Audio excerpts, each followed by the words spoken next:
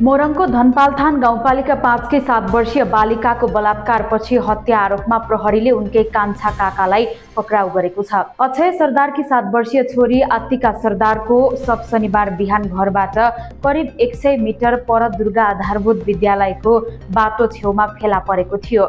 घटनाको अनुसन्धानका क्रममा बालिकाकै 22 वर्षीय काका अनिश सरदारको संलग्नता खुलेको भन्दै उनलाई प्रहरीले पक्राउ गरेको छ। सुरुमा घटनामा संलग्नता अस्वीकार गरेका उनले पछि स्वीकार गरेको जिल्ला प्रहरी कार्यालय मोरङकी प्रवक्ता डीएसपी कोपिला चुडालले जानकारी दिन्। पक्राउ परेका अनिश माथि कर्तव्य ज्यान र हारनाताकरणी मुद्दामा म्यादथप गरी अनुसन्धान सुरु गरेको डीएसपी चुडालले जानकारी दिन्। प्रहरीका अनुसार अनिशले सुरुमा हत्या गरेको स्वीकार गरेनन्। अन्य व्यक्तिको मुभमेन्ट नभएका कारण प्रहरीको शंका उनीमाथि नै थियो। आफ्नै काका भएका कारण गाउँलेले भने काकामाथि प्रहरीले गरेको शंकाप्रति चित्त बुझाएका थिएनन्, तर प्रहरीले उनैलाई सोधपुछ गरिरह्यो।